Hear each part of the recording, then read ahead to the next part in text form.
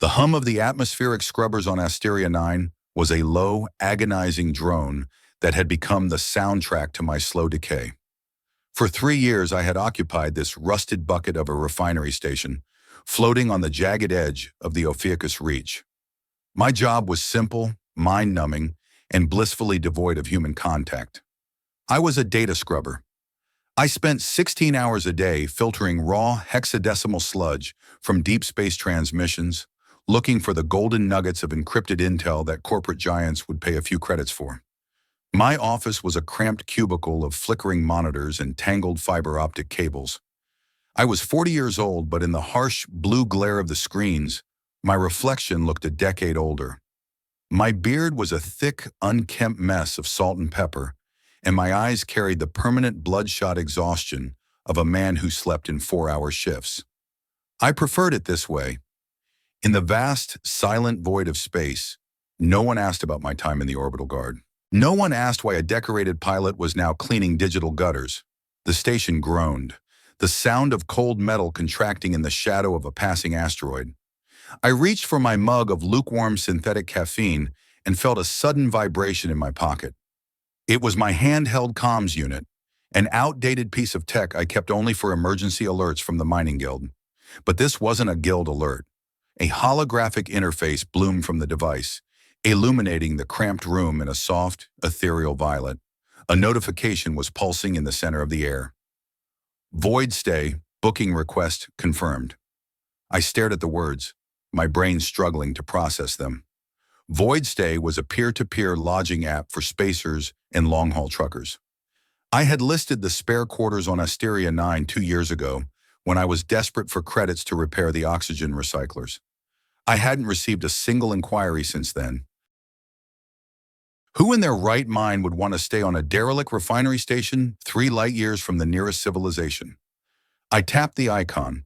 The details scrolled past in a blur of alien script before the auto-translator kicked in. Guest name, Vexra Thorn. Origin, unknown. Duration, 7 cycles. Payment, 50,000 stellar units. I nearly choked on my drink. 50,000? That was more than I earned in 2 years of scrubbing data. It was enough to buy a brand new propulsion system and leave this graveyard for good. There had to be a catch. I looked for a profile picture, but there was only a shimmering, iridescent icon. My finger hovered over the screen. My instinct, honed by years of military service, screamed that this was a trap. 50,000 units for a week in a rust bucket? It smelled like syndicate business or worse. I looked around my small, cluttered room.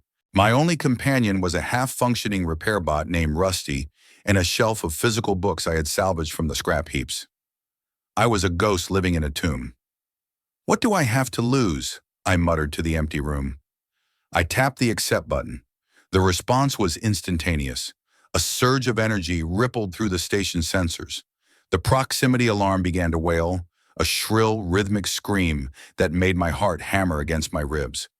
Something was approaching Asteria 9, and it wasn't coming by ship. I scrambled to the observation deck, my boots clanging on the metal grating.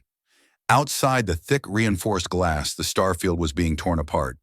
A rift of shimmering white light opened in the vacuum of space, a tear in the fabric of reality itself. It was a localized jump gate, a technology so expensive and rare that only the wealthiest high-sector elites possessed it. A silhouette emerged from the light, gliding through the void as if it were a calm pond. It was a figure wrapped in a cloak of liquid silver. In an instant, the light vanished, and the figure was standing on the exterior docking platform of the station. The airlock cycled with a hiss of equalizing pressure. I stood in the corridor, clutching a heavy wrench, my only weapon. The inner door slid open, and the world seemed to shift on its axis. She stood nearly 2 meters tall. Her skin was a mesmerizing shade of deep indigo, pulsing with rhythmic waves of bioluminescent light that shifted to a vibrant emerald as she looked at me. Her hair wasn't hair at all, but a flowing mane of glowing plasma that drifted in the station's artificial gravity like smoke. Her eyes were large, almond-shaped orbs of pure starlight. "Greetings, Host Vane," she said. Her voice didn't come from her throat. It echoed directly in my mind, a melodic resonance that felt like a warm breeze. I am Vexra. I believe I have a reservation. I dropped the wrench. It hit the floor with a dull clang. You are an Etherean, I managed to croak out, my voice sounding like sandpaper. The waves of light on her skin turned a soft, amused lavender. Your knowledge of the higher races is impressive for someone living in such a humble habitat. I looked at her, then at the empty corridor behind her. Where is your ship?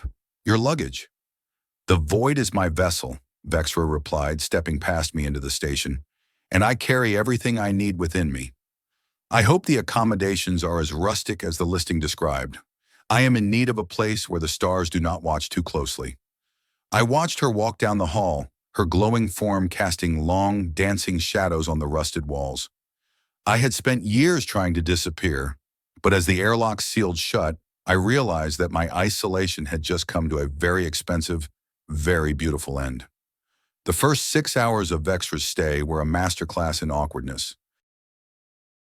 I showed her to the spare quarters, a room that was essentially a converted storage locker with a bunk and a view of the ore-crushing vats. She didn't seem to mind. She spent most of her time standing by the window, her skin glowing a pensive, dull blue as she watched the asteroids tumble through the dark.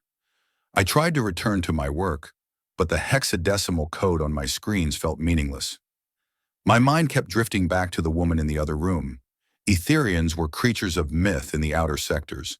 They were said to be born from the hearts of dying stars, beings of pure energy who could manipulate the fundamental forces of the universe. What was someone like her doing on Asteria 9? I was in the middle of a complex data scrub when the station's main computer, an ancient AI named Hecate, spoke in its flat, synthetic voice. Warning. Priority signal detected. System-wide broadcast incoming. A red light began to rotate in the ceiling, bathing my office in a bloody hue. My stomach dropped. Red lights never meant anything good. I patched the signal into my main monitor. A man in a crisp gray uniform appeared. He wore the insignia of the Galactic Health and Safety Directorate. His face was a mask of cold professionalism. Attention all vessels and stations in Sector 7G, the man said. This is a mandatory emergency broadcast. A localized outbreak of nanovirus variant Delta, commonly known as the Gray Plague, has been confirmed at the Nexara Trade Hub. Effective immediately, the Gray Plague Protocol is in effect. All movement between sectors is prohibited. All stations are to enter immediate quarantine. Any vessel attempting to break the lockdown will be engaged with lethal force. Shelter in place. Stay tuned for further updates. The screen went black. I sat there, frozen. The Gray Plague. It was a nightmare scenario.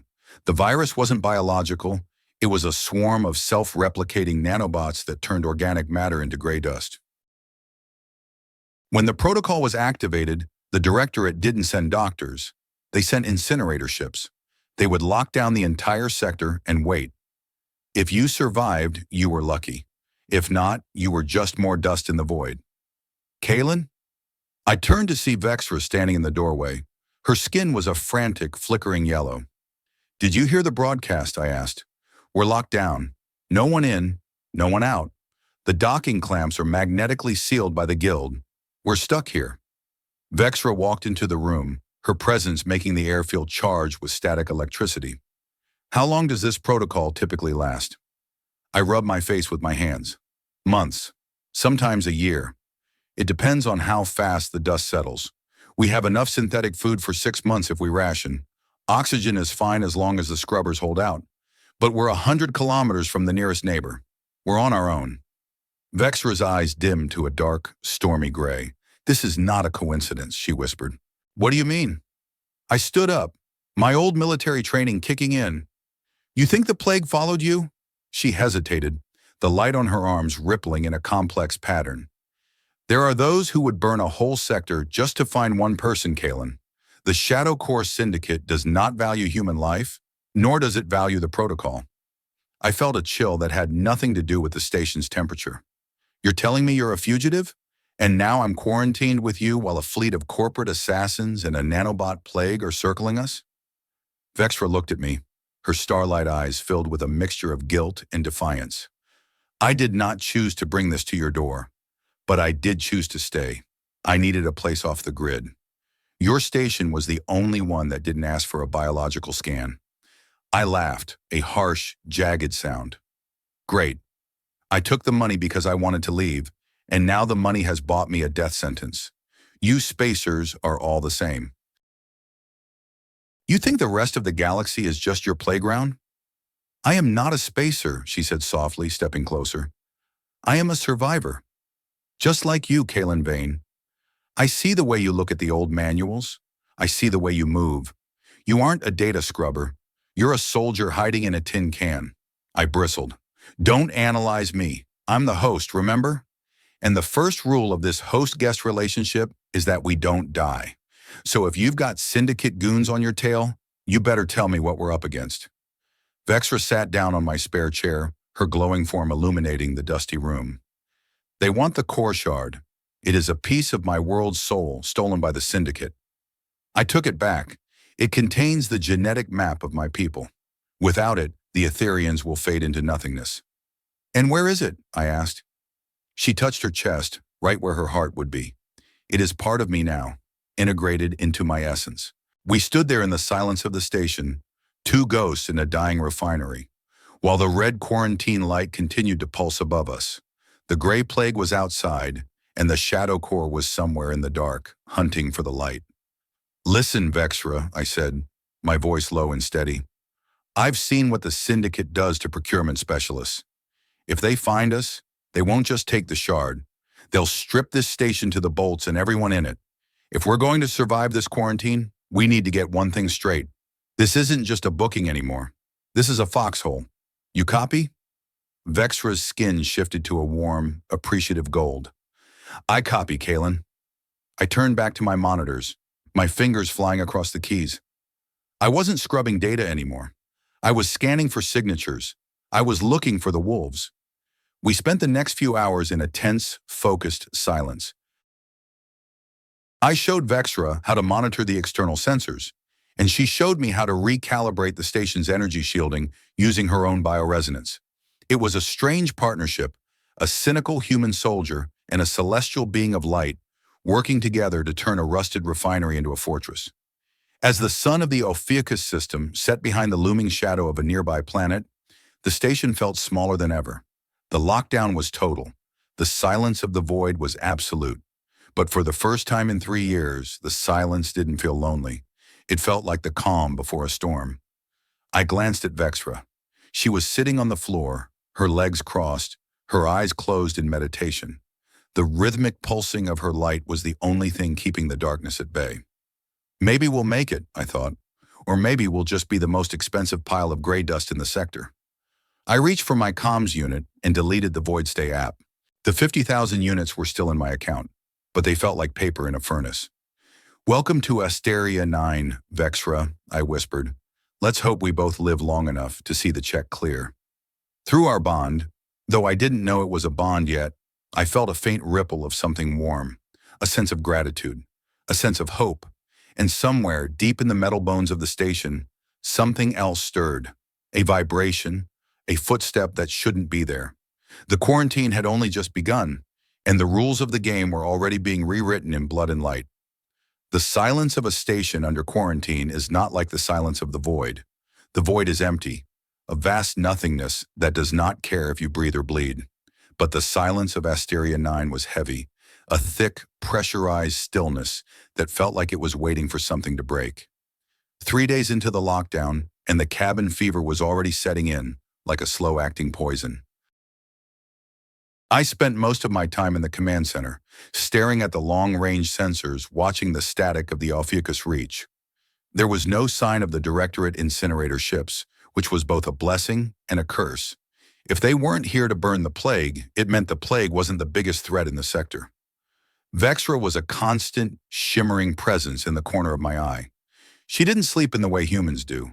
Instead, she entered a state of luminous stasis, her skin pulsing with a rhythmic, deep violet light that matched the hum of the station's reactor. When she was awake, she was insatiably curious. She moved through my cluttered home like an archaeologist discovering a lost civilization, touching the rusted tools and the stacks of physical books with a reverence that made me feel uneasy. "What is this obsession with the tactile, Kalen?" she asked one morning. We were in the galley and she was holding a cracked ceramic mug that had been my only companion for 5 years. Your species surrounds itself with the fragile and the decaying. I took the mug from her, my fingers brushing against her cool, indigo skin. It felt like touching a glass of ice water that had been sitting in the sun. It's called character, I grumbled, pouring a measure of synthetic coffee. This thing has survived 3-station decompressions and a crash landing on a moon that didn't have a name. It's earned its keep.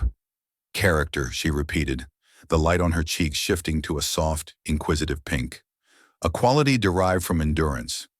My people believe that the soul is light, and light does not need to endure. It simply is. Yeah, well, out here in the reach, nothing just is, I said, taking a sip of the bitter brew. Everything is a fight. You fight the vacuum, you fight the radiation, and you fight the hunger. If you don't hold on to the small things, you lose your grip on the big ones. Vexra tilted her head, her plasma hair drifting toward the ceiling. You are a strange man, Kalen Vane. You hide in a graveyard of machines, yet you cherish a piece of baked clay. You speak of fighting, yet you have spent 3 years in retreat. Are you waiting for something to happen, or are you waiting for yourself to end? I slammed the mug down on the metal table, the sound echoing through the galley. Watch your 6, Vexra. I didn't sign up for a therapy session.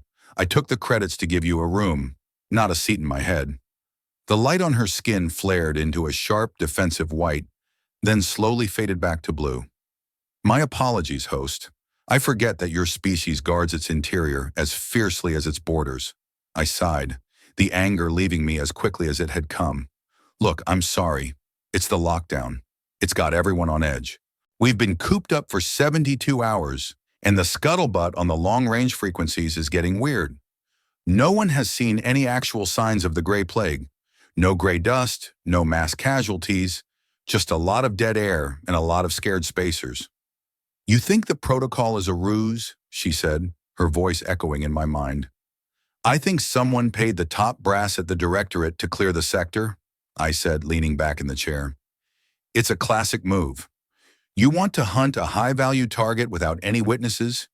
You call in a biohazard alert and watch the rats scatter. Then you bring in the heavy hitters and finish the job in the dark. And I am the high-value target, Vexra whispered. I looked at her, really looked at her. She wasn't just an alien or a guest anymore. She was a living, breathing being who was terrified, even if her face didn't show it the way a human's would. Her light was trembling, a fast, jagged flicker that reminded me of a dying candle. Hey, I said, my voice softening. I wasn't always a data scrubber. I spent 12 years in the orbital guard. I've seen the syndicates work. They're bullies with big bank accounts, nothing more. If they want to get to you on this station, they have to go through a lot of reinforced hull and one very stubborn bastard. Vexra walked over to the galley window, looking out at the endless starfield. Your bravery is fascinating, Kalen. It is rooted in a desire to protect that which is not yours. Why? I don't know, I admitted. Maybe I'm just tired of running. Maybe I've spent too much time alone, and I've forgotten how to mind my own business. Or maybe it's just that mug. I hate seeing things get broken. She turned to me, her eyes swirling with a kaleidoscope of colors. You are not just protecting a guest. You are choosing a side. In the galaxy, that is a dangerous thing to do. I laughed, a dry, rasping sound. I chose a side a long time ago, Vexra. I chose to stay alive. Everything else is just details. The moment was interrupted by a sharp, rhythmic pinging from the command center. I stood up, my pulse quickening. That's the proximity sensor for the landing pad. Something just touched down. We hurried to the bridge, my boots echoing on the metal grating. I threw myself into the pilot's seat and brought up the external cameras. The landing pad was empty, but the sensor was still screaming. Hecate, status report, I barked. Unauthorized contact on landing pad 4, the AI replied. Magnetic signature suggests a stealth-class reconnaissance drone. Origin, unknown. I zoomed in on the pad, my eyes scanning the shadows. There, tucked against a pile of scrap ore, was a small, spider-like machine. It was matte black, designed to absorb light and radar. It was a shadow core eye.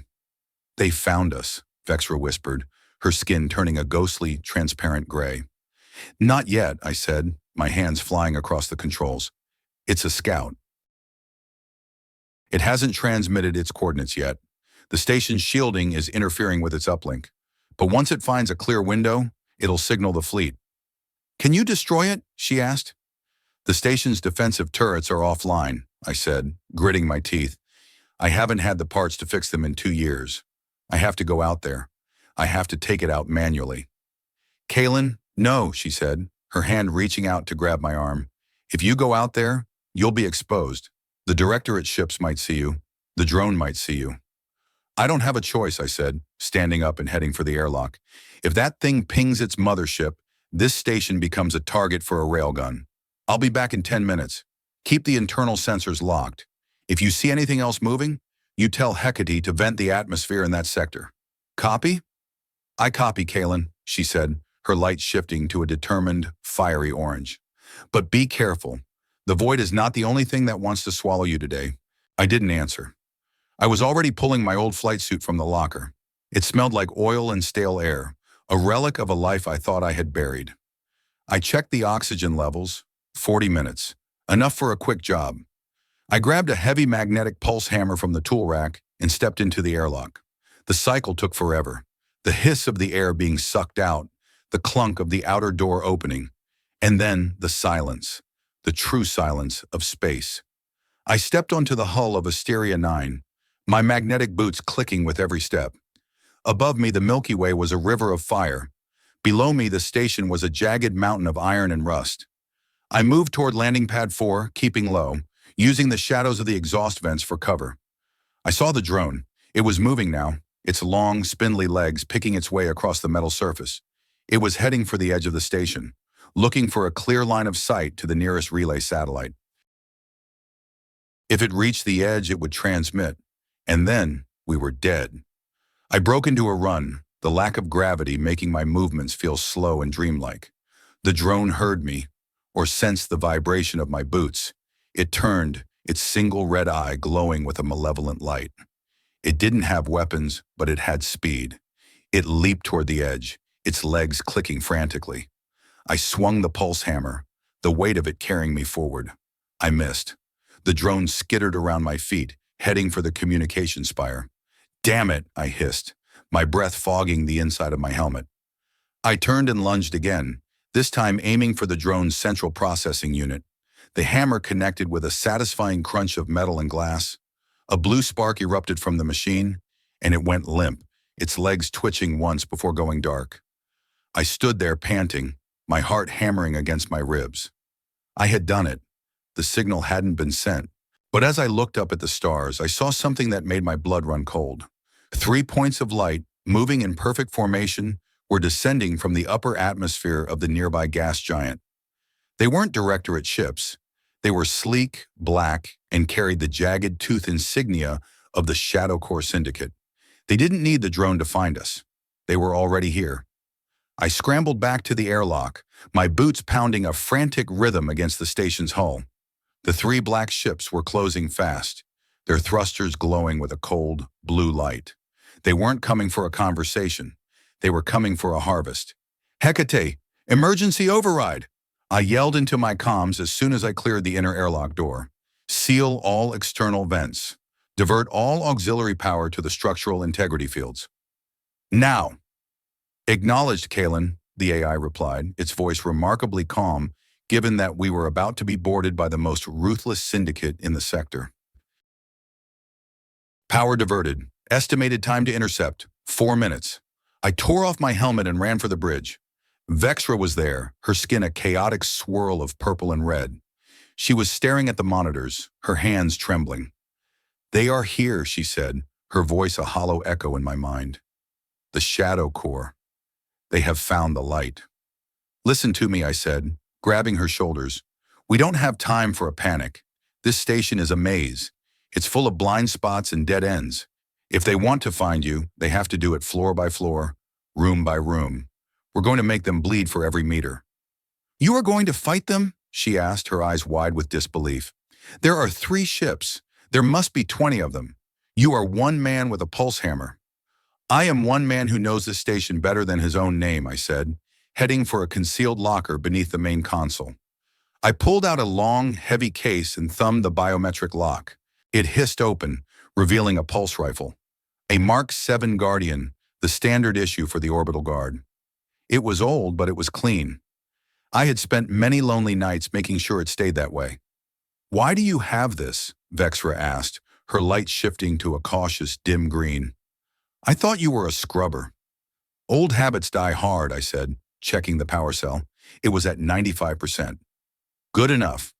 I was a sergeant in the guard, Vexra. I've held off entire squads of squids on the moons of Saturn. These syndicate goons are just hired muscle. They don't have the discipline, but they have the numbers," she countered. "Then we changed the math," I said, tossing her a handheld sensor unit. "This will track their thermal signatures through the walls. You stay in the command center. If you see them moving, you tell me. I'm going to meet them at the docking bay." "Kaylin, wait." She stepped toward me, her glowing form casting a brilliant light across the bridge. "You are doing this for me. You are risking your life for a guest who has brought nothing but trouble to your door?" "Why?" I paused at the door, the weight of the rifle familiar and comforting in my hands. "Because I decided to," I said, "and in this galaxy, the only thing that matters is the choices we make. Now stay put and keep your eyes peeled." I didn't wait for her to respond. I was already heading for the lower levels. The station felt different now, no longer a tomb, but a battlefield. I moved through the shadows, my footsteps silent on the metal grating. I knew every loose panel, every flickering light, and every steam vent that hissed at regular intervals. I reached Docking Bay 2 just as the first syndicate ship made contact. The station groaned as the magnetic clamps locked onto our hull. A few seconds later, the sound of a plasma torch began to cut through the outer hatch. I took cover behind a stack of empty ore crates, my rifle leveled at the door. My heart was steady, my breathing slow. This was the one thing I knew how to do. This was the person I used to be. The hatch blew inward with a roar of escaping air and a shower of sparks. 3 men in tactical gear stepped through the smoke. They were wearing heavy environmental suits, their faces hidden behind dark visors. They moved with a practiced, arrogant confidence. "Contact," one of them said over their open comms. "Station is secure. Commencing search for the asset." "Not today, boys," I whispered. I squeezed the trigger. A bolt of blue energy erupted from the rifle, catching the lead man in the chest. He spun backward, his suit venting atmosphere as he hit the deck. The other two scrambled for cover, their own weapons firing wildly. "Sector 4!" I barked into my headset. "Hecate, vent the pressure in the docking bay corridor." "Now!" Acknowledged. The sound of rushing air filled the bay as the emergency valves opened. The two syndicate soldiers were caught off guard, their boots struggling to maintain a grip on the floor as the atmosphere was sucked into the secondary holding tanks. It wasn't enough to kill them, but it was enough to make them sloppy. I moved from behind the crates, firing 3 more shots in rapid succession. One hit a soldier in the shoulder, sending him spinning. The other dove behind a fuel tank and started laying down suppressing fire. "Kaylin!" Vexra's voice exploded in my head. "There is another team. They are at Docking Bay 5. They are bypassing the security locks. They are heading for the command center." "Damn it," I hissed. I turned and ran, ignoring the soldier behind the fuel tank. I had to get back to the bridge. If they captured Vexra, the fight was over. I took a shortcut through the ventilation shafts, my flight suit scraping against the narrow metal walls. It was a tight squeeze, but it shaved 3 minutes off the trip. I emerged into the main corridor just as 4 syndicate men were approaching the bridge doors. "Hold it right there!" I yelled, leveling my rifle. They turned, surprised to see a lone man in a tattered flight suit standing in their way. Their leader, a man with a scarred face visible through his clear visor, laughed. "Well, look at this. The local trash has a gun. Step aside, old man. We're here for the Etherean. Give her to us, and maybe we'll let you live to see another rotation." "The Etherean is my guest," I said, my voice cold as the void. "And I've got a very strict no eviction policy." The leader's smile vanished. "Kill him." The corridor erupted in a chaos of energy bolts and flying sparks.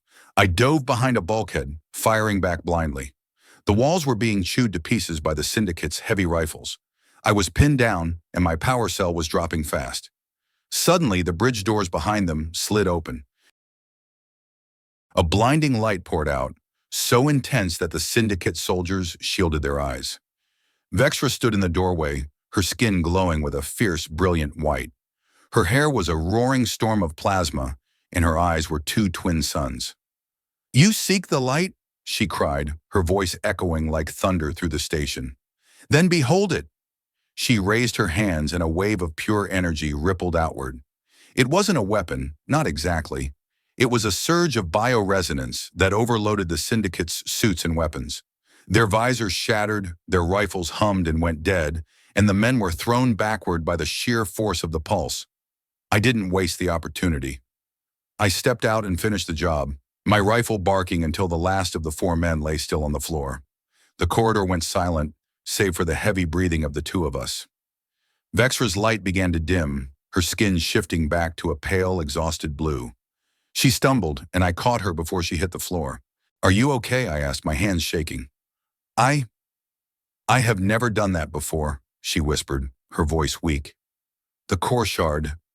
It reacted to my fear." "You did great," I said, helping her stand. "But we're not out of the woods yet. There's still a team at the docking bay and another ship outside. We have to move." I led her back into the bridge and locked the doors. The station's monitors were flashing red. The third Syndicate ship was moving into a firing position. They were tired of the search. They were going to blow the station. "Hecate, status of the other team?" I asked. "The team in Docking Bay 2 has retreated to their vessel," the AI replied. "However, the third Syndicate ship is charging its main ion cannon. Estimated time to fire, 2 minutes. "They're going to scuttle us," I said, my mind racing. "Vexra, we have to get to the escape pods." "There are no pods, Kalen," she said, looking at me with those starlight eyes. "You told me yourself they were sold for scrap months ago." I bit my lip. "Right. I forgot." "Then what do we do?" she asked. I looked at the monitors, then at the pulsing light in her chest. "The core shard. It reacted to your fear, right? Can it react to your will?" "What are you suggesting?" "I'm suggesting we use the station's main ore processing coil as a lens," I said, the plan forming in my head like a fever dream. "If you can channel your energy through the coil, we can create a magnetic pulse so powerful it'll fry that ship's systems before it can fire. It's a long shot, Vexra. It might kill you. It might kill us both." She looked at the black ship on the screen, its cannon glowing with a deadly energy. Then she looked at me. "For 3 years, you have lived in the dark, Kalen. Today we will show them the sun." I grabbed her hand, and for the first time, our lights didn't clash. They merged. A soft, golden glow began to spread from her skin to mine. I felt a surge of energy, a warmth that started in my chest and flowed through my veins. "Let's go," I said. We ran for the ore processing chamber, a massive room filled with towering magnets and copper coils. The air was thick with the smell of ozone and old grease. I climbed up the maintenance ladder and began bypassing the safety protocols, my fingers moving with a speed I didn't know I still possessed. Vexra stood in the center of the coil, her arms outstretched. She looked like a goddess of the old myths, a being of pure power and grace. "Ready?" I yelled. "Ready," she replied. I threw the final switch. The room exploded in a roar of sound and light. Vexra screamed, her light flaring into a supernova.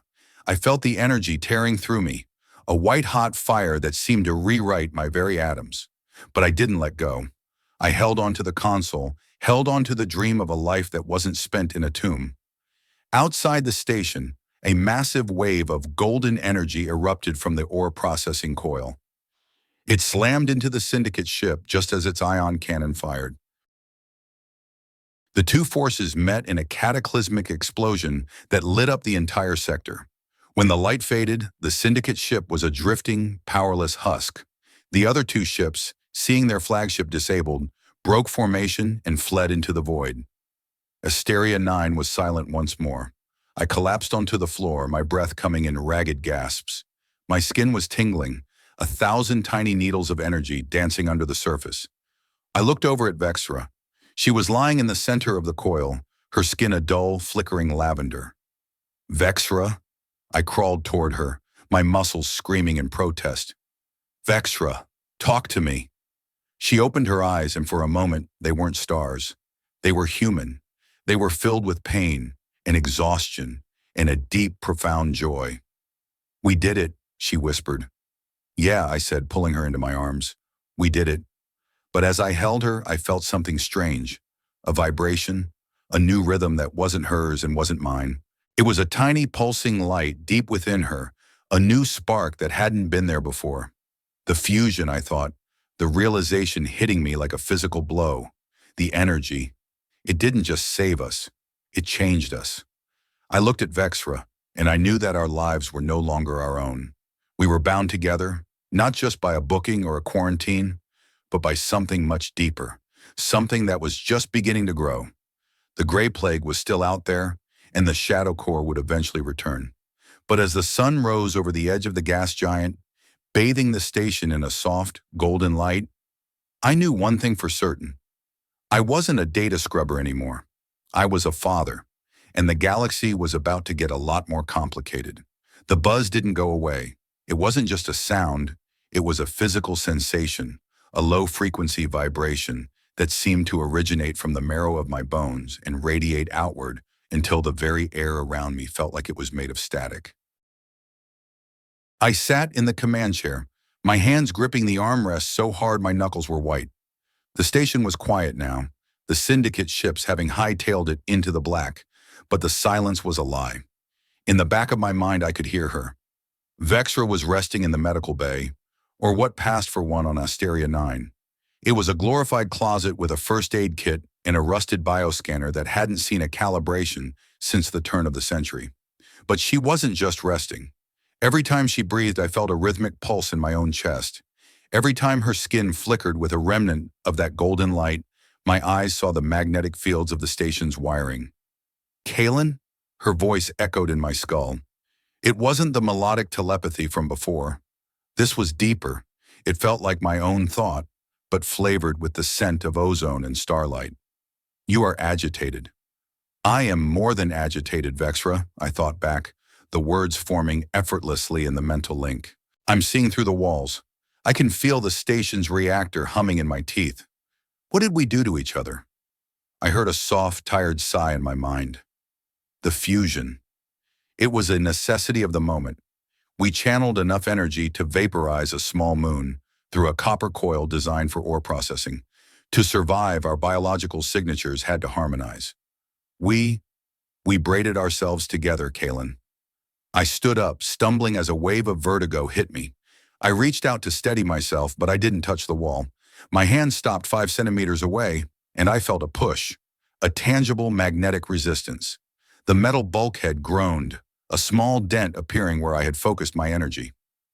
Holy hell, I whispered. It is a gift of the Etherian lineage. Vexra's voice was softer now, tinged with a strange mix of pride and sorrow. You have taken on a portion of my essence. Your human frame is adapting to the ferromagnetic manipulation that my people use to navigate the currents of space. But there is a cost. There's always a cost, I muttered, finally finding my feet. I walked toward the med bay, my boots clicking on the floor with a new, metallic resonance. I felt like a walking lightning rod. I pushed the door open.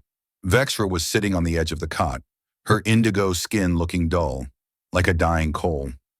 The glow that usually defined her was localized now, a concentrated sphere of soft lavender light centered right over her midsection. She looked up at me, and for the first time her large eyes didn't look alien. They looked exhausted. They looked human. You look like you've been through the meat grinder, I said, leaning against the doorframe. My military training told me to keep my distance, to treat her like a live wire, but the bond, the buzz, was pulling me toward her. And you look like you've seen a ghost, she replied, her lips curving into a weak smile. I sat down on the floor across from her. My head was still spinning. We need to talk about the tactical situation, Vexra. The Shadow Corps took a bruising, but those squids are persistent. They'll be back with a heavy cruiser once they realize their scouts got zeroed out. And we're still under this gray plague lockdown. If we try to jump the station out of here, The directorate will fry us before we hit the first light year. Vexra's skin shifted to a stormy, troubled gray. The syndicate is not our only problem, Kalen. The fusion, it did more than just grant you powers. It sparked something. I looked at the lavender glow in her lap. Yeah, I felt it. What is it? A side effect of the energy surge? No, she said, her voice trembling. It is a life, a hybrid. Our biosignatures didn't just harmonize for the defense, they combined to create a new frequency. I am carrying a child, Kalen, a child that is both Etherean and human. The air in the room seemed to vanish. I had survived 3 planetary wars, 2 boarding actions, and a decade of scrubbing the most dangerous data in the galaxy. But nothing had ever terrified me as much as those words. A child? I repeated, my voice cracking.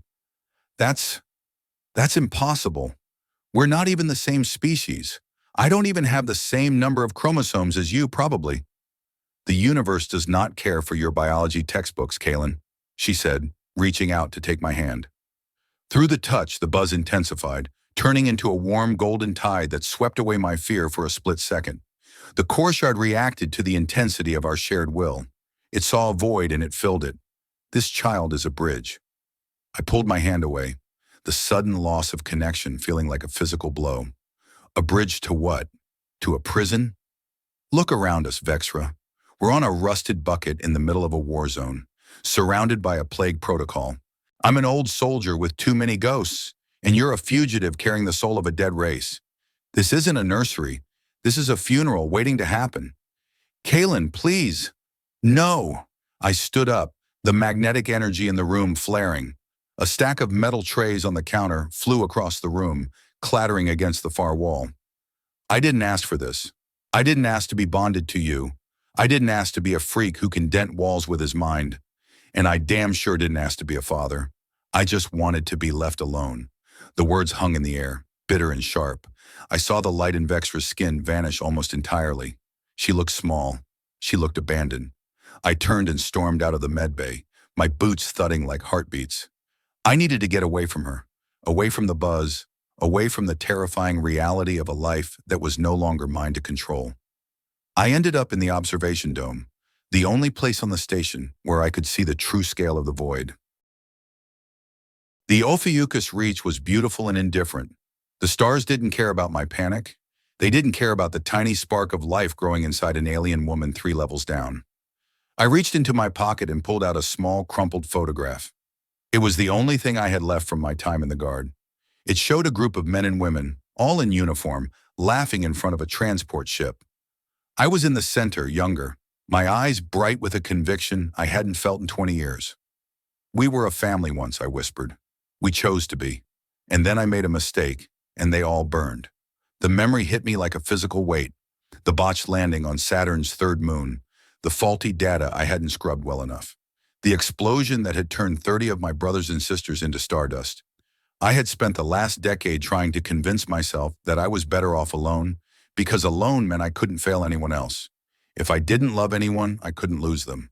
The buzz in my head softened, turning into a low, mournful hum. Vexra was crying. I could feel the salt of her tears in the back of my own throat.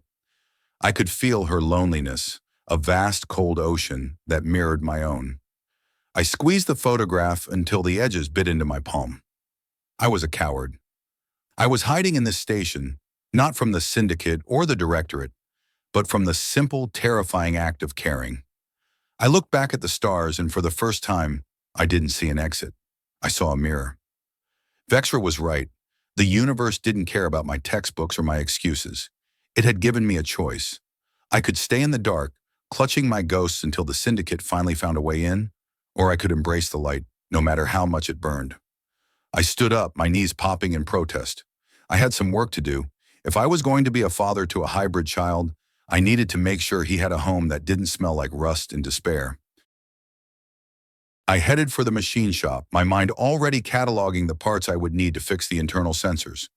I passed a mirror in the corridor and stopped. My eyes were glowing, just a faint golden rim around the iris, but it was there. "You're a real piece of work, Vane," I muttered to my reflection. I spent the next 12 hours buried in the station's guts. I fixed 3 leaking coolant lines, rerouted the power to the hydroponics bay so we could grow something other than nutrient paste, and reinforced the bridge doors with a layer of scrap tungsten. Every time my frustration boiled over, I focused the energy into my hands, using the magnetic pulse to weld seams or straighten bent plates. It was exhausting, but for the first time in years it felt productive. By the time the station's artificial night cycle began, I was covered in grease and sweat, my muscles aching in that good way that comes from honest labor. I walked back to the med bay, my footsteps lighter than they had been in days. I found Vexra asleep, this time a true deep sleep. Her light was a steady rhythmic pulse of lavender and gold. She looked peaceful. I sat down in the chair beside her bed and watched her. The buzz was still there, but it wasn't a distraction anymore. It was a tether. It was the sound of a heart beating in unison with my own. I reached out and tentatively touched the glowing center of her stomach. The energy was electric, a tingle that raced up my arm and settled in my chest. "Hey there, little spark," I whispered. "I don't know what you are, and I sure as hell don't know what I'm doing, but I'm here, and as long as I'm breathing, no one is going to lay a finger on you." Vexra's hand moved in her sleep, her fingers lacing through mine. Her skin flared into a soft, welcoming green. I didn't pull away this time. I sat there in the quiet of Asteria 9, a data scrubber and an old soldier, holding on to the light in the middle of the dark. We were still in quarantine, the Syndicate was still hunting us, and the galaxy was still a cold, dangerous place. But for the first time in 10 years, I wasn't alone. And that was a victory worth every credit in the galaxy.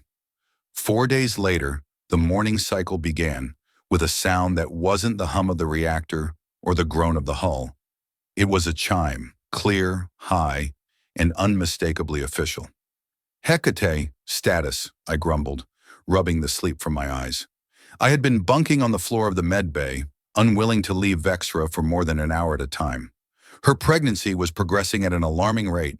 In just 96 hours, she had gone from a slight glow to a visible swell, her body adapting with the fluid grace of the Etherians. "Incoming high-priority transmission from the Galactic Directorate," the AI replied. "Source, the HMS Valorous, HMS." I sat bolt upright. The Valorous was a Vanguard-class heavy cruiser. If that ship was in the sector, the quarantine had just graduated from a nuisance to a lethal threat. "Patch it through to the medbay screen," I said, helping Vexra sit up. Her skin was a cautious, vibrating yellow. The screen flickered to life, revealing the same man in the gray uniform I had seen during the initial lockdown broadcast. This time, however, he looked older, the lines of stress around his eyes deeper. Behind him, the bridge of the Valorous was a hive of activity. "This is Commander Eris of the Directorate," the man said, to the occupant of Asteria 9. "We have detected unauthorized energy signatures and evidence of a localized skirmish in your vicinity. Our sensors indicate a breach of the Grey Plague Protocol." I stepped in front of the camera, my face a mask of weary indifference. "This is Kalen Vane, Station Master. We had some Syndicate scavengers try to knock over our ore stores. We handled it. No breach of protocol.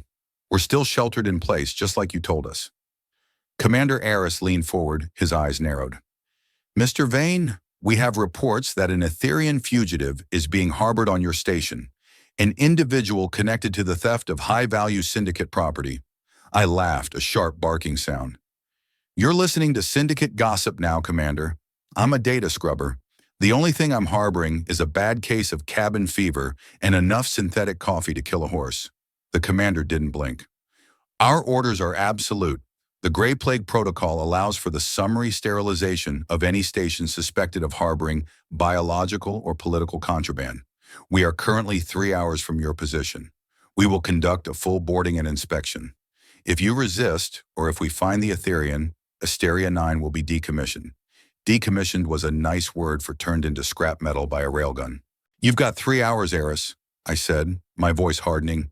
"But I'm telling you, you're chasing shadows." The screen went black. I turned to Vexra. Her skin was a terrifying, translucent white. Her eyes were wide, the starlight within them flickering like a dying signal. "They are coming to kill the child," she whispered. "Not if I have anything to say about it," I said, but my mind was racing. A Vanguard cruiser carried over 500 soldiers and a battery of weapons that could crack an asteroid. We couldn't fight them like we fought the Syndicate. We couldn't hide in the vents forever. "Kalen, you must leave," Vexra said, her voice echoing with a sudden, desperate strength. "I can use the last of my energy to open a localized rift. It will be small, only enough for one person. You can take a shuttle and jump to the neutral zones." "And what about you?" I asked, grabbing her hands. "What about the spark?" "I will stay," she said, her light shifting to a mournful, sacrificial purple. "I will give them the core shard. It is what they want. They will take me, but you will be free." I looked at her, and for a moment I saw the face of every friend I had lost on Saturn's moon. I saw the faces of people who had sacrificed themselves because they thought they were the problem. "No," I said, the word coming out as a growl. "I'm done with people dying for me, Vexra. I'm done with being the one who survives while everyone else burns." "But what can we do?" she cried. "We are two people on a rusted rock." I looked at the med bay, at the flickering monitors and the dented walls. I looked at the golden rim in my own eyes. "We changed the game," I said. "We don't hide and we don't fight. We tell the truth." "The truth?" she repeated, her skin shifting to a confused orange. "The truth is a death sentence. Only if you're the only one who knows it," I said, heading for the command console. "Vexra, I've been scrubbing data for 3 years. I know how the Directorate works. They aren't evil. They're bureaucratic. They follow the protocol because it's easy. But if I can show them that the Syndicate is the one who started the Gray Plague, if I can show them that this whole lockdown is a corporate hit job—" "Can you?" she asked. "I have the data," I said, my fingers flying across the keyboard. "When the Syndicate ships attacked, Hecate logged their signatures. She logged their weapon frequencies, and she logged the origin of the drone. It didn't come from a carrier. It came from a Directorate relay station that had been subverted." I pulled up a file, a jagged line of hexadecimal code that looked like nonsense to anyone else. "This is the smoking gun, Vexra. The Syndicate didn't just bypass the security, they bought it. Someone in the Directorate High Command is on the Shadow Corps payroll. If you broadcast this, they will kill us even faster," Vexra said. "Not if I broadcast it to everyone," I said, a grim smile spreading across my face. "Not just to the valorous. To every news hub from here to the core worlds. To the mining guild, to the free traders, and to the independent labs. I'm going to flood the reach with the truth." I felt the buzz in my head intensify, a surge of adrenaline that made my vision sharpen. I could see the flow of data through the station's antennas, a river of light waiting to be unleashed. "But the antennas are damaged," Hecate intervened. "The primary array was scorched during the magnetic pulse. Signal strength is currently at 15%. A wide sector broadcast will not penetrate the Ophiuchus interference." I cursed, slamming my fist against the console. "There's always a catch." "I can do it," Vexra said. I turned to her. She was standing now, her skin glowing with a fierce emerald determination. She walked to the center of the bridge, her hand resting on her stomach. "I can use the core shard as a signal amplifier," she said. "I can channel the data through my own resonance and project it through the station's superstructure. It will be the strongest signal the Reach has ever seen." "Vexra, no," I said, stepping toward her. "You're already weak. The pregnancy is taking everything you've got. If you do this, you might flatline." "Then let me flatline for something that matters," she said, her eyes burning with starlight. "You taught me that choices define us, Kalen. This is my choice. I will not let our child be born into a galaxy of lies." I looked at her, and I saw the courage I had been trying to find for 10 years. She wasn't afraid to die. She was afraid to live a life that didn't mean anything. "Okay," I said, my voice thick with emotion. "We do it together." I moved to her side, lacing my fingers through hers. I focused my own magnetic energy, feeling the flow of the station's power. I became the conduit, the bridge between the machine and the being of light. "Ready?" I asked. "Ready," she replied. "Ready." We unleashed the signal. It wasn't a sound. It was an explosion of information. Years of syndicate crimes, the falsified plague reports, the bribery logs, and the coordinate of the Shadow Corps' hidden refineries, All of it poured out of Asteria 9 in a golden wave of resonance. I felt Vexra's heart racing against mine. I felt the strain on her frame, the way the energy was scouring her indigo skin. I pushed my own strength into her, holding her upright as the world turned into white noise. The signal reached the Valorous. We saw the ship shudder on the monitor as its communications deck was overwhelmed. We saw the confusion on the bridge, but we didn't stop there. The signal hit the relay stations, the trade hubs, and the mining colonies. Across the Ophiuchus Reach, thousands of screens flickered to life, showing the truth that the Syndicate had spent millions to hide. The broadcast lasted for 3 minutes. It felt like 3 centuries. When it finally ended, the station went dark. The reactor had tripped its safety breakers, and the emergency lights were the only things casting a dim, red glow over the bridge. Vexra collapsed into my arms, her skin almost transparent. She was breathing in short, shallow gasps. Did it work?" she whispered. I looked at the monitor. The Valorous had stopped its approach. It was holding position, its weapon bays closing. "Yeah," I said, tears blurring my vision. "It worked. The whole galaxy is talking now. They can't burn us in the dark anymore." But as I held her, I felt a sudden, sharp pain in my chest. It wasn't my pain. It was hers. "Kaylin," she gasped, clutching her stomach. "The child. The energy surge. It's happening. Now." I looked down and saw the lavender glow pulsing frantically. The hybrid child wasn't waiting for a nursery. It was coming into a world that had just been set on fire. I picked her up, my magnetic strength making her feel as light as a feather, and ran for the medbay. The turning point wasn't the battle with the Syndicate, and it wasn't the broadcast. It was this moment, where a man who had spent his life running from responsibility was forced to catch a miracle in his bare hands. "Hold on, Vexra!" I yelled. "Just hold on!" But as the first cry of a new kind of life echoed through the rusted halls of Asteria 9, I realized that the price of silence was gone.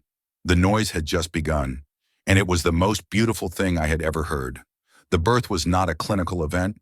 It was a localized tectonic shift. As Vexra's screams echoed through the rusted bulkheads of the medical bay, the station itself seemed to groan in sympathy. The lavender light emanating from her was no longer a soft pulse. It was a violent, rhythmic strobe that threatened to short-circuit the remaining functional monitors. I held her hand, my fingers interlaced with hers, and I felt the raw, unbridled power of the Etherian lineage surging through the connection.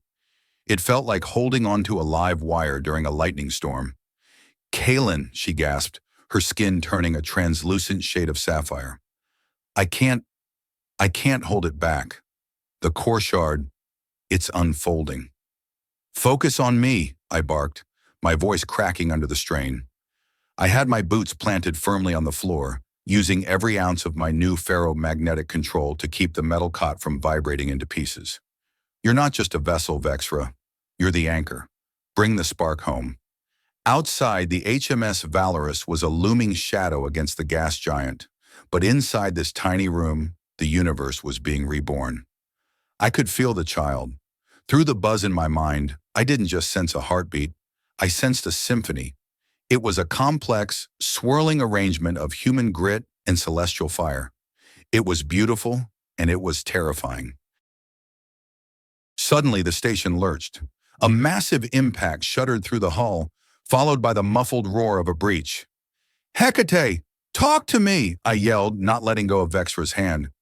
"Docking Bay 6 has been breached by a high-velocity boarding craft," the AI reported, its voice flickering with static. "Thermal signatures indicate a 12-man tactical team. They are not using directorate frequencies. They are operating on a closed, encrypted channel." "Syndicate," I hissed. They didn't care about the broadcast. They were going for a smash and grab before the directorate could officially intervene. They wanted the child as much as they wanted the core shard. Vexra's eyes flew open, 2 burning suns of pure white light. "Kaylin, they are close. I can feel their hunger." "You focus on the baby," I said, leaning in until our foreheads touched. I felt a spark of static jump between us. "I'm going to buy you the time. Do you hear me? You finish this. I've got the door." She nodded, her skin rippling with a final agonizing wave of energy. I stood up, my muscles screaming. My pulse rifle was leaning against the wall, but as I reached for it, I realized I didn't need it. The magnetic fields of the station were laid out before me like a map.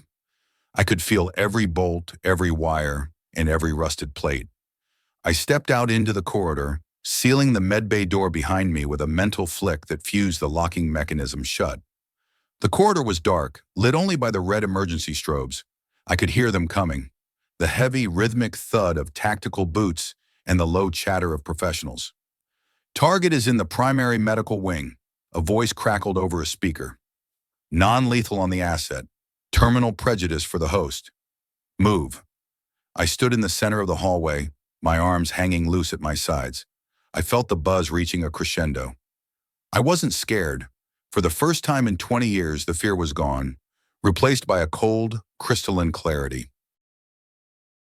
These men were coming for my family.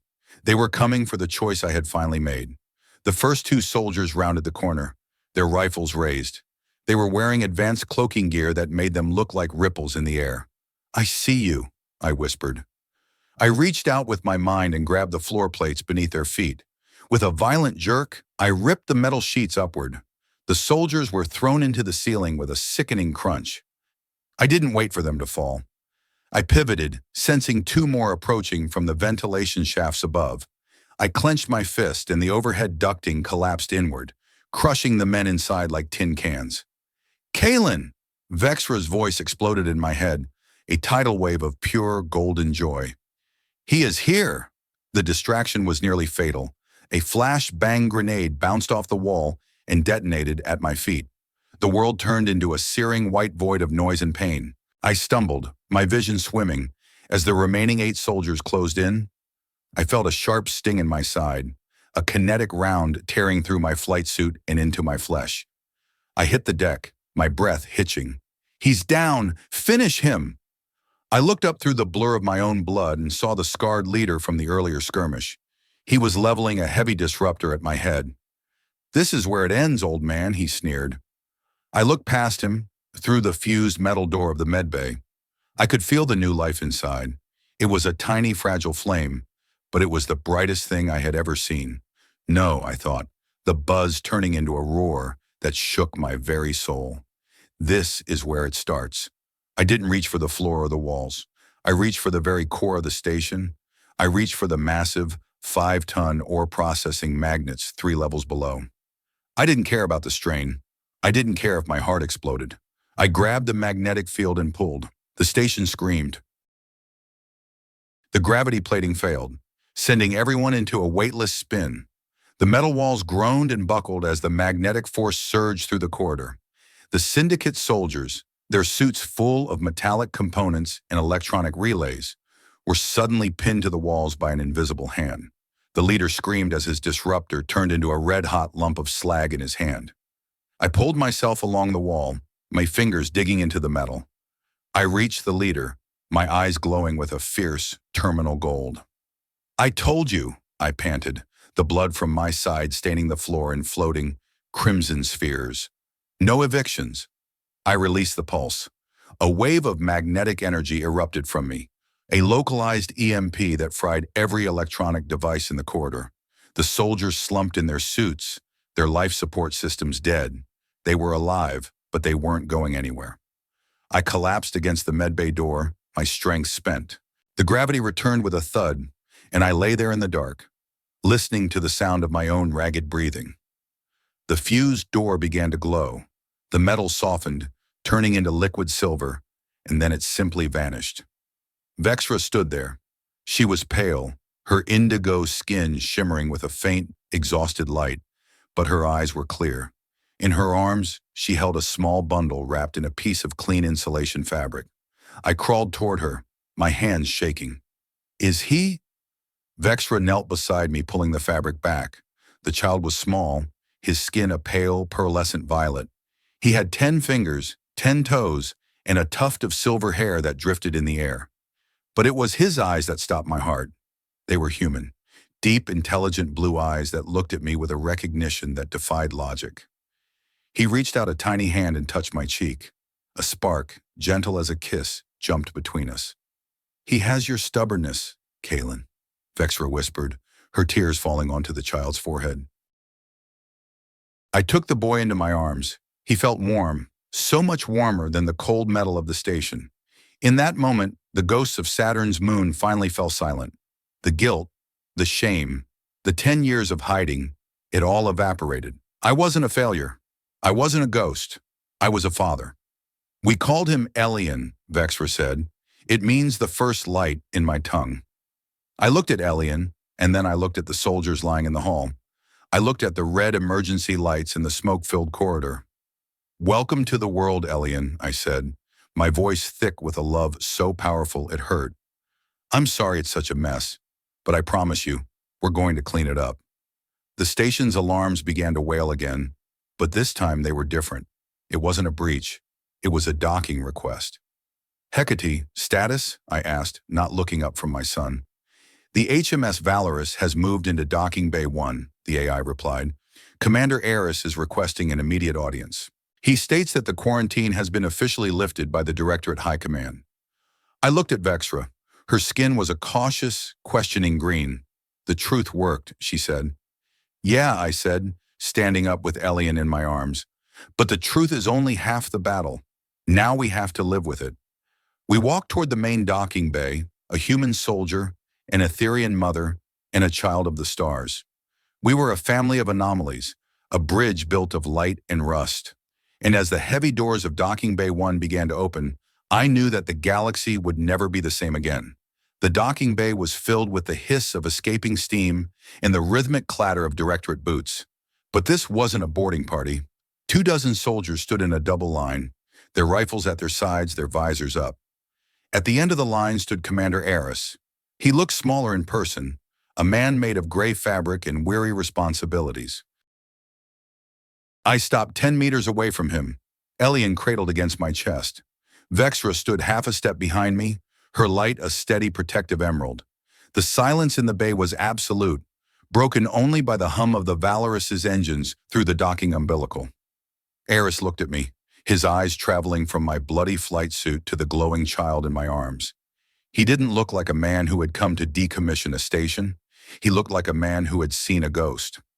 Sergeant Kalen Vane, he said, his voice echoing in the vast chamber. Formerly of the 3rd Orbital Guard. I remember your face from the Saturn campaign. That was a long time ago, Commander, I said, my voice steady. I'm a civilian now, a station master, and this is my family. Eris stepped forward, his boots clicking on the metal floor. The data you broadcast, it has caused a firestorm in the core worlds. 3 members of the High Directorate have already been detained for questioning. The Shadow Corps Syndicate's assets are being frozen as we speak. Good, I said. Then we're done here. You can take your ship and your protocol and get out of my sector. The commander shook his head. It's not that simple, Kalen. You didn't just expose a conspiracy. You revealed the existence of... He paused, his gaze lingering on Elian. You revealed an unprecedented biological event. The Directorate cannot simply ignore a hybrid of this magnitude. I felt the buzz in my mind spike. The magnetic fields in the room began to hum, a low, threatening vibration that made the soldiers' rifles rattle in their holsters. He's not an event, Aris, I growled. He's a baby, and he's mine. Kalen, be calm, Vexra's voice whispered in my head. He is not attacking. He is afraid. Eris held up his hands, a gesture of peace. I'm not here to take him, Sergeant. If I tried, I suspect you would tear this ship apart with your bare hands. I've seen the sensor logs of what you did to that syndicate boarding craft. You're manipulating the fundamental forces of the station. I didn't lower my guard. Then why are you here? I am here because the galaxy is a very small place when everyone is watching, Eris said. The syndicate is wounded, but they are not dead. They will come for the child again. And the Directorate, there are factions who see him as a weapon or a threat to the purity of the human gene pool. You cannot stay here on Asteria 9. It's a target. I looked around at the rusted walls, the flickering lights, and the patches of hull I had welded myself. This is my home, I said, but the words felt hollow even as I spoke them. No, Vexra said, stepping forward.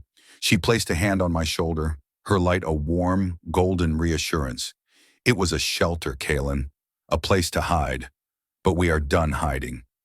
I looked at her, and then at Elian.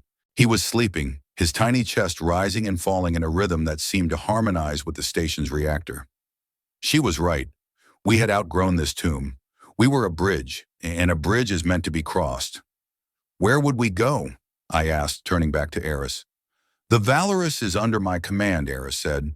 I have orders to escort you to the neutral territories, to the sanctuary moon of Velanus.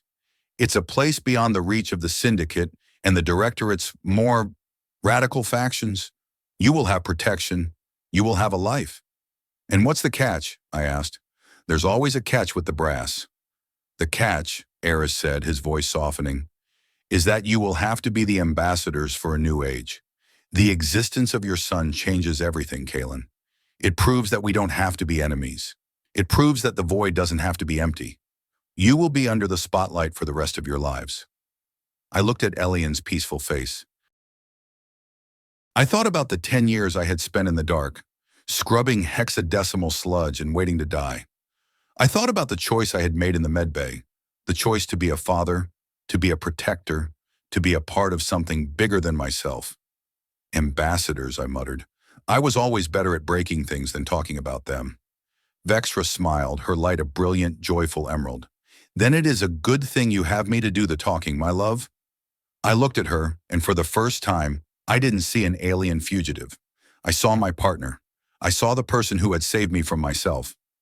Pack your bags, I said to her. We're moving out. The next few hours were a blur of activity. I didn't have much to take, just my books, the cracked ceramic mug, and the photograph of my old squad. As I walked through the corridors of Asteria 9 one last time, I felt a strange sense of gratitude. This rusted bucket had been my prison, but it had also been my cocoon. It had kept me safe until I was ready to be reborn. I reached the command center and looked at the main console. Hecate, I said. Yes, Kalen? I'm transferring your core consciousness to the Valorous's auxiliary systems. I'm not leaving you here to rust. Thank you, Kalen, the AI replied, her voice sounding almost human. I have grown quite fond of your inefficient decision-making. I laughed, a sound that felt good in my chest. We boarded the Valorous. The transition from the cramped, smelly refinery to the sleek, high-tech cruiser was jarring. Everything was too clean, too bright, too quiet. But as we were shown to our quarters, a spacious suite with a view of the stars that didn't involve a cracked window, I felt a sense of peace. We were in the middle of the Ophiuchus Reach when the change happened. I was sitting on the edge of the bed, watching Vexra feed Elian. The child didn't eat food, he absorbed light. Vexra would glow with a soft, violet radiance, and Elian would press his hands against her skin, his own body shimmering in response. It was the most beautiful thing I had ever seen. Suddenly, a wave of cold hit me. The buzz in my head didn't just hum, it screamed. I doubled over, my hands clutching my temples. Kalen! Vexra was at my side in an instant, Elian still cradled in her arm. What is it? The station? I gasped. I can still feel it. I closed my eyes and I saw it. I saw Asteria 9 miles away now, floating in the dark. But I didn't just see it, I felt it. I felt the Syndicate ships returning. 2 heavy frigates, their weapons hot. They weren't looking for us anymore. They were looking to erase the evidence. They were going to blow the station to hell. They're back, I whispered. They're going to destroy it. Eris's voice came over the ship's intercom. Sergeant Vane, we are detecting Syndicate signatures at your former coordinates. They are opening fire on Asteria 9. I stood up, the magnetic energy in the room flaring with my anger. The lights in the suite flickered and died. Let them, I said, but my heart was breaking. No, Vexra said, her eyes burning with a sudden, fierce light. Kalen, the station is not just metal. It is the place where Elian was born. It is the place where our frequencies first met. It is part of the bridge. What can we do? We're 5,000 kilometers away. I looked at her, and I saw the answer in her eyes. The fusion. It wasn't just a localized event. It was a permanent link. Use the buzz, Kalen, she said. Reach out. Not as a soldier, but as a part of the whole. I sat down on the floor, crossing my legs. I closed my eyes and breathed. I pushed past the cold, past the distance, and past the fear. I looked for the frequency of Asteria 9. I looked for the rusted plates, the humming reactor, and the smell of ozone. There, I found it. It was a faint, dying signal in the dark. I reached out with my mind and grabbed the station. I felt the syndicate's shells hitting the hull. I felt the oxygen tanks exploding. I felt the station dying. No, I thought. You don't get to take this. I focused all of my energy, the years of scrubbing data, the 12 years of combat, the love for my son, and the bond with Vexra, into a single massive magnetic pulse. I didn't aim it at the syndicate. I aimed it at the station's reactor. I didn't cause an explosion. I caused a collapse. Asteria 9 didn't blow up, it folded. The magnetic energy I unleashed was so powerful that it created a localized gravitational well. The station collapsed in on itself, drawing the two syndicate frigates into the vortex. For a split second, a tiny artificial black hole flared in the dark, and then it was gone. Asteria 9 was gone. The syndicate ships were gone. The evidence was gone. I slumped forward, my forehead hitting the floor. I was empty. The buzz was gone, replaced by a deep, hollow silence. Kalen, Vexra's voice was soft, filled with awe. It's done, I whispered. The tomb is closed. I felt a tiny hand on my shoulder. I looked up and saw Elian. He was looking at me with those deep blue eyes, his silver hair glowing with a soft, comforting light. He smiled, and in that smile, I saw the future. We were on the Valorous, heading for a moon I had never seen, to be ambassadors for a world that didn't exist yet. We were fugitives, anomalies, and heroes of a story no one would believe. But as I pulled my family close, I realized that the weight of the crown wasn't the responsibility of being a hero. It was the responsibility of being a father. And that was a weight I was finally ready to carry. The stars outside the window were bright, a vast sea of possibilities. We were the first light in a long, dark night. And as the Valorous jumped into warp, leaving the Ophiuchus Reach behind, I knew that the journey was just beginning. We were a family, and that was the only choice that mattered. The jump to the Velones system took 4 days, but for me, time had stopped being a linear progression of minutes and hours. It was measured in the rhythmic pulse of the buzz in my head and the soft bioluminescent glow of my son's skin as he slept against my chest. The HMS Valorous was a city of steel and glass, a far cry from the rust-choked corridors of Asteria 9. But I felt more out of place here than I ever did in my solitude. I was a ghost who had been dragged back into the light, and the light was blinding. Commander Aris kept us under tight security, but it wasn't a prison. It was a buffer. My broadcast had turned the Ophiuchus Reach into a powder keg. Every news feed from the core worlds was screaming about the Shadow Core conspiracy, the falsified Gray Plague, and the miracle child born in the heart of a dying refinery. We were the most famous people in the galaxy, and yet I had never felt more like a stranger to myself. I sat in the observation lounge on the 5th deck, watching the slipstream of warp space blur past the reinforced windows. My side still ached where the kinetic round had grazed me, but the wound was healing with an unnatural speed. The magnetic energy I had channeled during the collapse of the station was still humming in my veins, a restless current that wanted to reach out and touch the ship's internal machinery. Rough night, Sergeant? I didn't need to turn around to know it was Aris. The sound of his polished boots was a cadence I had learned to identify within 20 minutes of boarding. Just watching the wheels turn, Commander, I said, not looking away from the swirling blue of the warp. It's too quiet on this ship. Makes my ears ring. Aris walked to the window, leaning his arms against the railing. He had traded his dress uniform for a simple gray tunic, looking less like a directorate official and more like a man who had finally put down a heavy pack. I've spent 20 years on ships like this, Kalen. You get used to the hum. It becomes the only heartbeat that matters. I looked at him then, seeing the exhaustion behind his eyes. You're taking a big risk, Aris, sheltering us, going against the hardliners in your own command? Why? Aris stayed silent for a long moment, watching a streak of white light dance across the glass.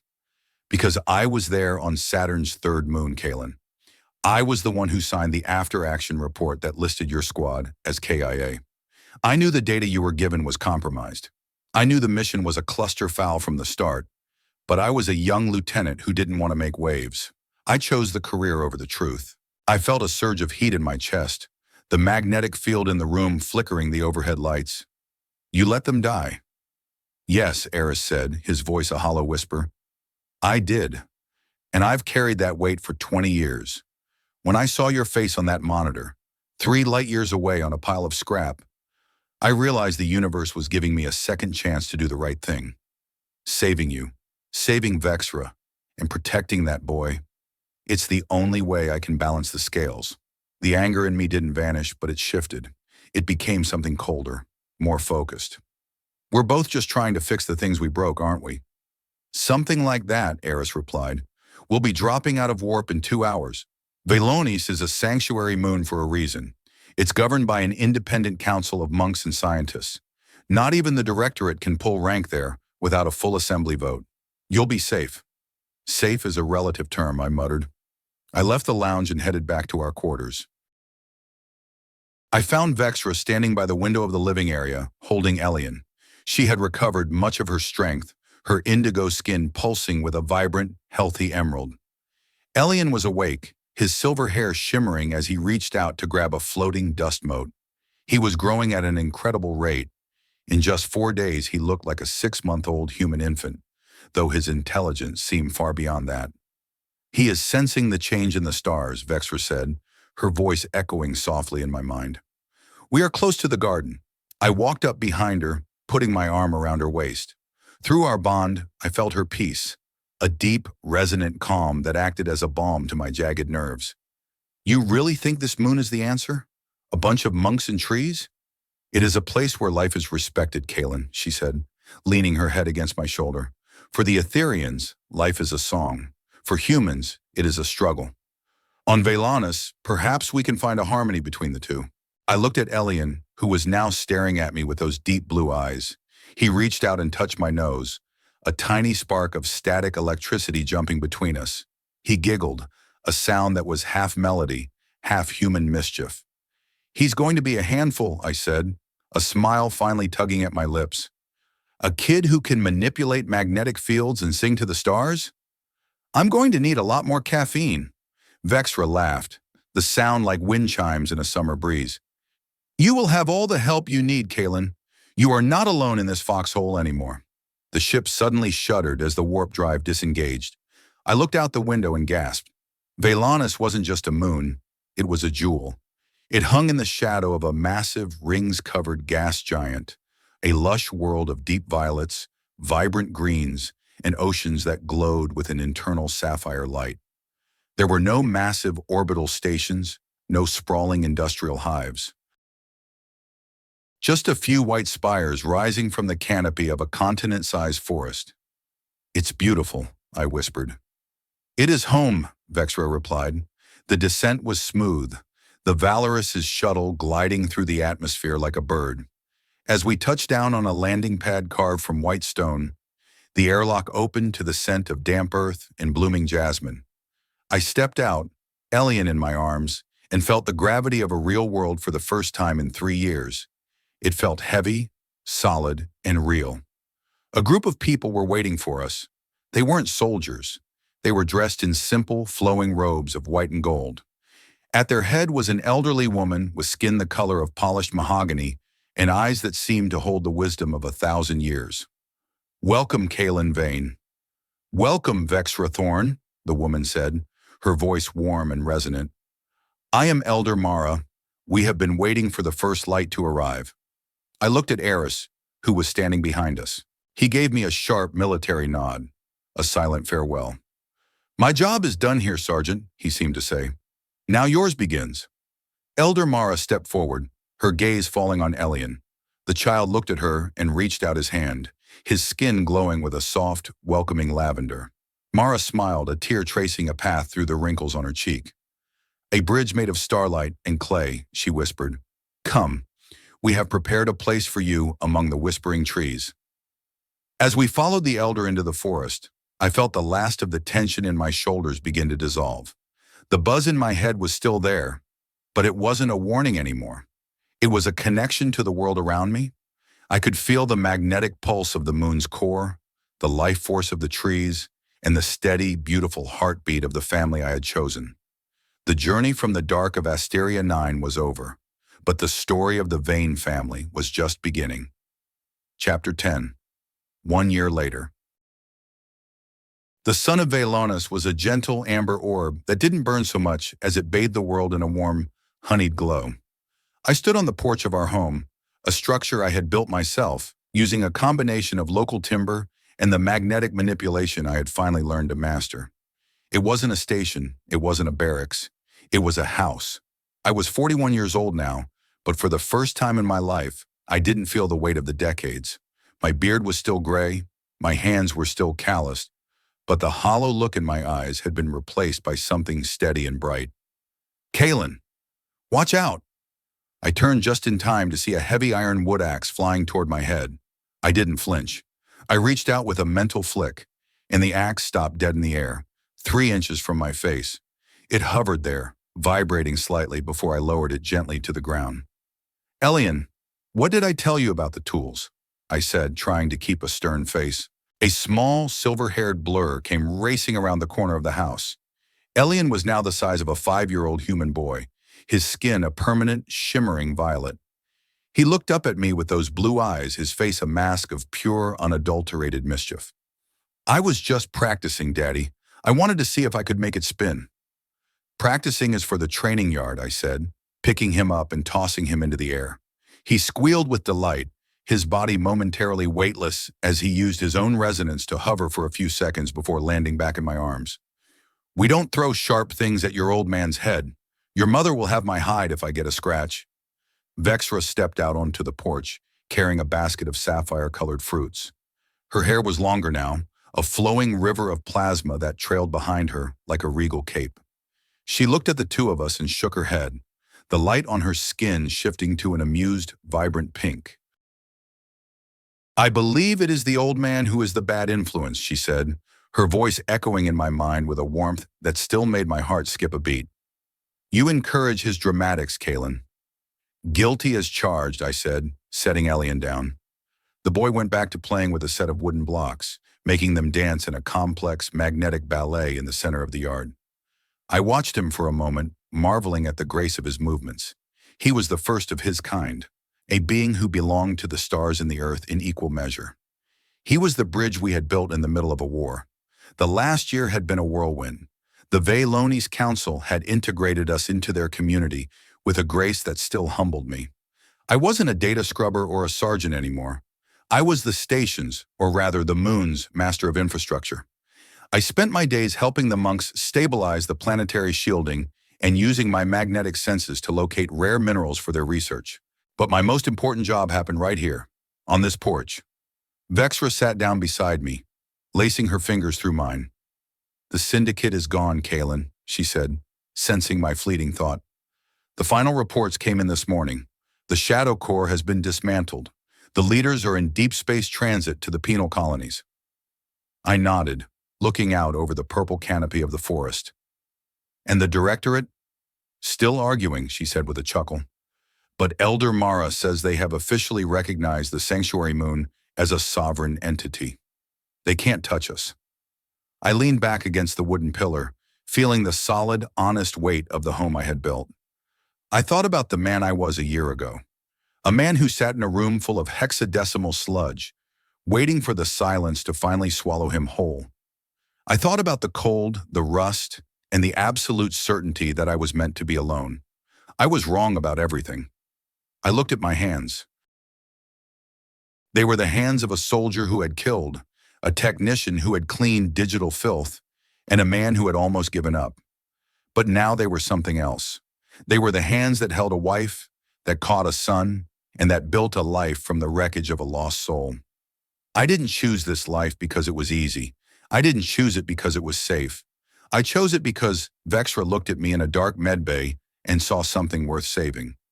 I chose it because a tiny glowing spark needed a father who wasn't afraid to stand in the path of a son. I realized then that family isn't something you're born into. It's something you fight for. It's a series of choices you make every single day. The choice to stay when you want to run, the choice to listen when the buzz gets too loud, the choice to believe that you are more than the sum of your mistakes. I stood up and walked to the edge of the porch, looking at the gas giant rising over the horizon. The rings were a shimmering halo of ice and rock, a reminder of the vast, beautiful, and dangerous universe that lay beyond our sanctuary. I am Kalen Vane, I thought. I am a husband, I am a father, and I am finally home.